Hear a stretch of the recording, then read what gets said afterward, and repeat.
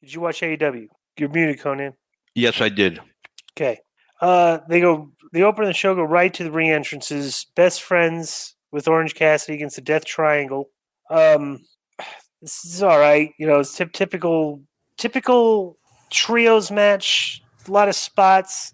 I think in every single trios match they've done, right? They do a spot where the guys go to the floor and the baby faces run and all three of them dive on the guys at the exact same time. So that's like kind of one of the customary spots in this. What's the kid's name that comes out with them? That had the hype man on his jacket. You mean the Latino Tony Khan? Yeah. What's his name? Abraham Abrahantes. Completely useless character. Right. I mean, when you see characters like that out there, you're like, what? Why is this guy out here? I'm seriously, right? But basically, this was a not a lot of thigh slapping as I would have expected in this match compared to previous stuff that these guys have done. So maybe I don't know if that's a thing that maybe they got away from, but basically, Phoenix hit Trent Barretta with a very nasty looking spike pile driver. Yeah, that was brutal. The guys had neck injuries in the past, and they gave him that move. I'm like, yeah.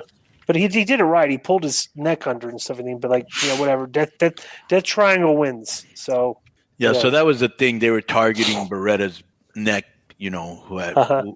So I'm not sure why Pac decided he needed to use a hammer, and then Phoenix had to stop him. And now there's some sort of dissension. Not sure why. Because the guy's name's They know that he's going to win by any means necessary. And you're right, Abraham Abrahantes, bro. I mean, I've met him before, nice guy, but he's so uncool, and obviously somebody there doesn't think he is. Bless his little heart, and black and white mega JoJo Dutch gloves too. I don't know if they turned on him and beat him up, the people would pop. Yeah, and I don't know if they're going to do something Pac against Penta or Phoenix. They might. And I really like Penta's Joker mask. All right. So next we go Hikaru. Timeout. We got to go to the succession of backstage vignettes that were like. So Tony Schiavone introduces Britt Baker, Jimmy Hayter, and Rebel. They claim the Tony time is over. That one of them would be AEW's world champ by the end of 2022. And in the arena, Hikaru Shida made a ring entrance. But they give Britt Baker all the mic time, and those other girls they give like one or two words. Well, what happened to the Jamie Hayter story here? Jamie Hayter was like the people were wanting her to and now she's kind of like taking a back seat, and they're not progressing that storyline. Have you noticed this? Yep. I don't know why they're doing that. And then what was the reason to have Shida win last week, and what's the reason to have Willow win the week before them? And so Shida can wrestle Toni Storm, so Toni Storm can beat her here, which she did in 8 minutes and 46 seconds. And bro, you're absolutely right. I watched this, okay, and like a lot of this stuff. Like their strikes don't look like anybody that's ever been in a fight before. I don't get Shida. She doesn't look like she should be able to beat this girl or be competitive with her because she's much smaller in stature. You're absolutely right about Toni Storm. She does not control the ring. She literally just stands there. Sometimes I literally just waiting for the person to do their thing. Like just stands there. Like no movement or just like a lot of. No, she doesn't work the crowd. There's no interaction with the crowd. She literally in between spots shows no emotion. Will stand there, like just stand there, and like just like you're not like selling. You're just standing there. It's very weird looking. So you're absolutely right. She needs to. She's not confident, is what I get.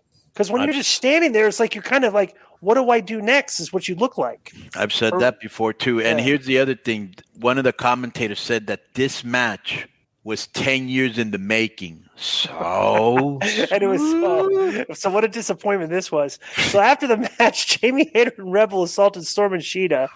Britt Baker made her entrance she had to get the cheap heat with the Steelers jersey, even though the Steelers stink now.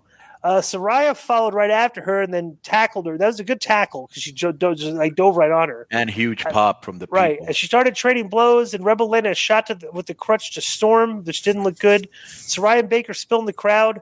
So then the music plays, and here comes Rio. Bro, if I showed this, it's like, okay, you've never seen AEW before, okay? And I'm like showing you, okay, hey, well, what's AEW? Let me show you this. And I showed you the post-match segment to this match. what would you think when you see this little, like, 95-pound Japanese girl dressed in a pink dress and black boots, like half boots, to the Bro, ring, she looked and like these girls are selling for her? I mean, go ahead. Go ahead. Yeah, bro, she looked like a teenager who weighed 70 pounds. Right. And then Tony says something like, Riho, small thing, good things come in really small packages. Like, accentuating the fact she's real small. She looks really tiny, like a little teenage, like a girl. You talk about male wrestlers that look like fans. She looks like a fan. Right. Like she does not look like. There's no way you could look at that and say, like, okay, that's a credible opponent. Like she's like 90 pounds. She's I don't know. I do not get this. Like Shida and Rio, and they look like they should be jobbers. They get squashed out there because they're so small. I don't know. So the video package that featured the Kingdom, Wardlow, and Samoa Joe. I didn't know who the Kingdom was. I guess Matt Taburn and all those. Yeah, Matt Taven, Maria Kanellis, and and I'm like, why are they like? Who are they? They literally had a 1-minute promo here where Wardlow and Joe are trying to put them over, even though I have no clue who they are. Complete waste of time. So it's like, Then we go to another waste of time. Let me tell you how ridiculous this is. Bro, FTR needs to step. FTR just looks kind of like defeated when they're on TV. They do not look inspired. They just, they're doing nothing with them, and they have to talk. They have to put themselves over. So they spoke about their goals and want to be AEW 2-time champions more than anything in the world. Then Swerve and Keith Lee walked up, and Swerve criticized them for having every other company but AEW as their priority because they got all the whatever. Then Keith Lee interjected and apologized, so this is the weird thing. FTR was talking about, okay, we're the number one contenders. When is it okay? And they're like, when are you going to be getting gold? Well, soon we're challenging for the titles, acclaim, whatever. So then Swerve and Keith Lee come in there, and they basically say, okay, let's have a match for the number one contender spot. And like FTR, if I was FTR, I'd go, we are the number one contenders. You guys can wait in line till after we wrestle the claim to beat them, and you could be the first person. Why would they give up their number one contender spot to wrestle these guys? That was like the dumbest. I'm like, what? Like, this is a silly angle. Like, this isn't. They should challenge them. FTR says no. We've been number one contenders for like 5 months here. Like, I was like, we're going to give up our spot to wrestle you guys. Come on, it's ridiculous. So I don't know. I thought that was a silly angle. And then Keith Lee responded, what did he say at the end here? Indubitably. Oh my God! While eating an apple. There's another weird. Yeah, the premise was not good. I like the fact they put over the AAA titles, though. Of course, yeah. So this was interesting. So Darby Allin and Jay Lethal are backstage, and Dave and Marvez's interview. So no physicality in this interview. And it's like okay, so the basic Lethal challenges challenges Darby to another match. Right, so then they start getting heated because Sanjay gets involved and is mouthing off to Darby. The Darby tells Alex Marvez to leave. Darby's 1-on-2, shoves the both of them, so they beat him up. It's like, he started it. They took him over to the garage door. They put the garage door on him where his body was like halfway through the garage door, and Lethal put a figure for him. Bro, Lethal and Son, this looked pretty good. Because they looked like they were beating him up. So it was like, and Darby was fighting back like Vikingo was. Right. So this was 2 straight segments where the baby faces acted like complete imbeciles. I have no, So then we go to the thing, the segment everybody's talking about, and basically Regal comes out and MJF interrupts him, and MJF tells this very, very, very long story. Remember I told you that he told me that story in a car? Oh, did he really? Yeah, remember? Yeah. I said it last week. Yeah. Oh, really? Okay. So this is a real story. This is a real story. Yeah. And, I mean, just to paraphrase, he basically tried out for Tough Enough, or basically tried out for WWE. Regal was one of the people that were critiquing, like, one of the people he had to try out for. Regal told him, you're only 19, you're too young, so, just keep what you're doing, keep sending me tapes, send me a match and a promo. And basically, MJF is basically saying, you basically ruined my dreams because, like, you told me I wasn't young enough and I wanted to kill myself. And basically, so then Regal basically came back and said, I did this for your own good because you were the gift of gab. And basically, but this went on for 15 minutes. Okay, it was very good delivery by MJF, but, like, this is my only criticism of this.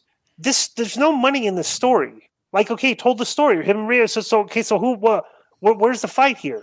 I mean, because like everybody's like talking about like MJF's turning babyface and everything, but like, and they said this was kind of a babyface promo, but I'm like, okay, you're telling the story of like, Regal, sent me an email and said like you didn't hire me when I was 19 and stuff like. I don't know. It's like he's more mad because he told them every month send me a tape and I'll critique it. And the second month he said send me another tape and I'll critique it. And then the third month he was like, yeah, I'm like too busy right now, Right. But I'm like, all right. I mean, some people that might have come up. That might be true. He might have held on to that for 7 years because, like I said, he told me the story before. So it's obviously been on his mind. Right. Okay. So my thing is, so where's the heat here? Well, here's the thing. Not everything has to be about money. This is a storyline progression. So he's turning. That's all it is. It was just part of his turn. Yeah. All right. Because Regal kind of put him over here at the end. Yeah. Which is weird because like he's going to be wrestling one of his guys. I don't know. It's like this was a very long promo to me that was very well done, but it's like at the end of it, I was like, all right, because it ended with no heat. That's the other thing too. Yeah, that awkward house? Like the ending was like. I thought the ending was very bad. Right. You should have punched him. I would have punched him. I don't give a if I am turning face. I'm still because that's a story. Yeah. I got my thing. You did this to me. Boom! I'm gonna punch you. Right. Now I have my chance. I punched you in the face. Now I got we're my even. back. Now we're even. Yes. You shouldn't have turned your back on me. Right. And then, but the way they ended this was like they just walked off, and he's like, "All right." Like I said, maybe that's why I didn't like it because of the awkward out. Me too. Yeah, me too. I agree. So Renee, but bro, hell of a promo by both. Yeah, especially MJF was ridiculous. They had I mean, that is an incredible promo. But yeah. So next, Renee Paquette is sitting down with Bryan Danielson in Wheeler, Utah. And Bryan expressed regret about his loss to Jericho, and she followed up and asked about Daniel Garcia. And Bryan said he sees him a lot in him and thinks he can surpass a lot of things he's done in his career. Then Wheeler, Utah took exception to this, and that's how Bryan missed the fact that Garcia has been using him. He said Mox and Claudio agree with him, and he wondered what it meant to Bryan when he bled with them to get into Blackpool Combat Club. And Utah said that maybe it was a mistake to meet his hero. I don't know what they're doing here, but this came across as bad acting by Wheeler, Utah, and a kind of a corny swerve here. Like they're turning up. I don't know. This is all silly. I just thought, bad acting. And Utah's not but bless their heart, they continue to push him as one. I mean, he just isn't. Quit trying to push him as one. He doesn't come off as one. He isn't one. Right. People can see through it. Yeah. Right. All right. So I don't watch Ring of Honor. Okay, and I'm not familiar with Dalton Castle. Okay. But what is his gimmick here? I don't. Is he like guy or something? I'm not sure. I think he's like somebody Joe follows on Instagram. But what is it, Joe? What is this guy's gimmick that he comes out with all these little young boys with no shirts on that look like eunuchs and stuff and everything? What's Joe used to come out with him in Ring of Honor. He's I don't know. Yeah, he's like flamboyant guy. They're called just Cabana boys. Yeah, you get it. Wait. I know I get it, but am I supposed to? Do I get it in that? Okay, this is a gay guy. That's what I be honest. I don't know much about him, and I didn't follow Ring of Honor when he was on top. But that's what I get from it. Yeah. Well, Joe was a Cabana boy for one of the shows in Ring of Honor, so he probably got it more than most. Yeah. But you got to take a paycheck wherever you can get it. Yeah. Well, this is like a parody of a wrestling character because like you got a guy out here that's doing a character that's like. Bro, why don't you tell people who he is? People don't know who this guy is. That's the thing. And he talks like this, and he's like, he has this really nerdy voice, and it's like, what, like this is Chris Jericho's wrestling this guy. Yeah, I never really got it with. No, it's a very uncomfortable. I'm not going to say uncomfortable, but bro. There's got to be people that watch a character like this, and I don't, I watched it, but like this is a channel changer for some people. For sure. It absolutely has to be. Especially when you don't know who the it is. You don't know who he is. I don't want to see a bunch of like young boys that are acting out. I'm like, what is going on? I don't mind. Here? I don't mind that because that's part of the act. But what if you didn't know the? But if you don't know the act, it's like what is going on here? Right. Yeah. And why is he established as a challenger too? Right. Because he's a former Ring of Honor that are coming out with him. Right. And so. And then they already announced for next week Daniel Garcia against Castagnoli and No, Utah. Garcia and Jericho against Castagnoli in Utah. Yeah. Yeah, and I'm thinking that's not a big time match either. Right. You know? What, Garcia and Jericho? I don't think so. Well, it's for storyline. I just don't purposes, see kinda Garcia at that level yet, bro. All right. Sorry. I mean, neither way. So basically, Or Wheeler, Utah. Jericho does a spot here. The pink hat that Jericho gifted to Daniel Garcia a few weeks ago, they didn't want. Jake Hager's wearing it now. Right. The young boys during the match on the outside stole his hat. That got Hager so he beat up all the young boys. Okay, and took his hat back and said, "I love this hat." He yelled that into the camera. Right. And in the ring, bro, this what's his name? This Castle guy, his work is not that great, especially his strikes. His forms are terrible. Like he doesn't look like he knows how to fight. And Jericho did the what do you call it? The Judas effect, but he missed it by about a foot and a half. But the guy sold it and he beat him. And it's like, whatever. I felt, I don't know. This was Chris did what he could with this guy, but this looked ridiculous. The visual picture of this match was ridiculous to me. So yeah, I didn't have it on because of the Phillies, but if I did, I would have probably shut it off because I'm not getting into all this Ring of Honor, ingratiation. Right. It's just not working for me. I don't know these guys. I don't know who they are. Right. And it's like and I'm looking at the characters. I'm like, okay, all right, what on earth is this? So then next is afterwards. Jericho joined the rest of the Jericho Appreciation Society on the ramp, and he said he wasn't done with the legacy of Ring of Honor. He said he was destroying champions, ring announcers, not commentators, and Menard and Parker dragged Ian Riccoboni from the announce table and set him up for a belt shot from Jericho. Jerry Lynn intervened as a backstage producer, and Jericho ended up picking him up and delivered a bad-looking spike pile driver to the Ring of Honor belt because it looked like Chris didn't want to hurt his knees. What'd you think of that? Which part? The end, where he took Jerry Lynn and spike pile drived him on the tombstone pile drived him on the belt. On the stage. I don't think anybody. Yeah, I don't know if anybody really cared. I mean, I like Jerry, but he's another Ring of Honor champion, so they're going to have a match, right? So, you think Jerry could still wrestle on Rampage? I'm sure he can. Yeah, if Philly Gunn can still wrestle as well as he can, I'm sure Jerry Lynn can. Jerry Lynn's a producer there too, so I'm sure he can still wrestle. Okay, so this is my favorite part of the show. We got a video package with Cage and Luchasaurus, where they're showing clips of Luchasaurus killing people and Cage cutting a promo basically saying, okay, we're moving on from Jungle Boy. All you guys with championships, be aware because Luchasaurus were coming for them, which finally is a direction for this character. Because, bro, I'll tell you this much, okay?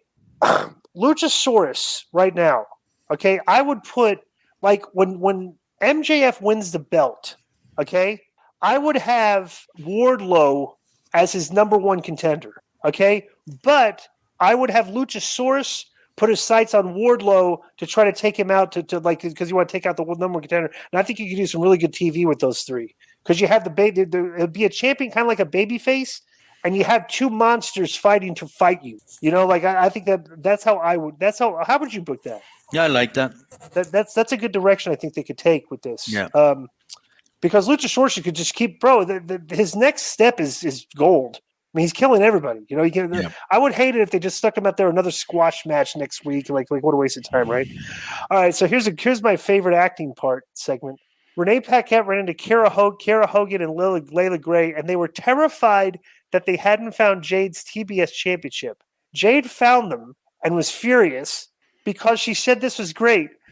Bro, this was so simple. They were acting like they were flustered because they couldn't find the belt. And they were like, and Jade's like, yeah, Nyla has the belt. It's obvious that you won't find the belt because she's not here, you idiots. It's basically what the gist of what she said, which I thought that was very funny. Did you catch that? Yeah.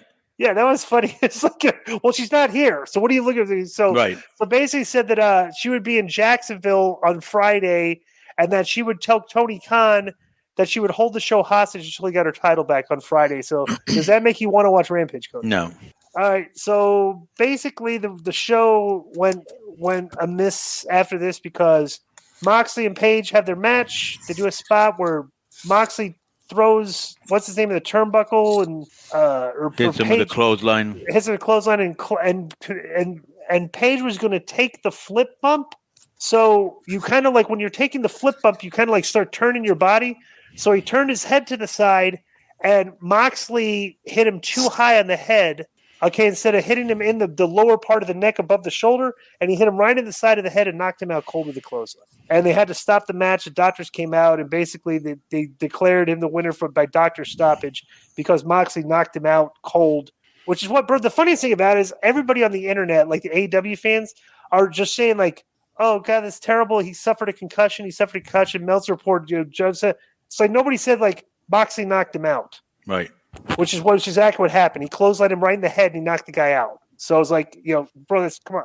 Your main eventers, you can't be knocking each other out. I mean, that's ridiculous. There's too much. There's too. What's the word I want to use? Too much recklessness around the head. Right. Like these kicks, a lot of the super kicks and spin kicks and forearms and brother. This is what happens. You can get knocked out cold. This should be a wake up call to these guys. What do you think of this? It was starting to look like it was going to be a good match, and it's obviously an accident. Yeah. Is it an accident though, or is it reckless? I think an accident. It's an accident. It's not on purpose.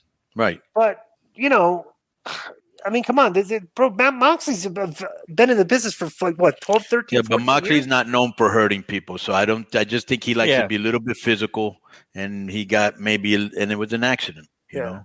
Yeah. Because you're not. I heard it was actually on the landing, Di, that the way he landed hurt him, but I don't know. Maybe Disco. You know this. If you've ever accidentally hurt anybody, you know how bad you feel. Right.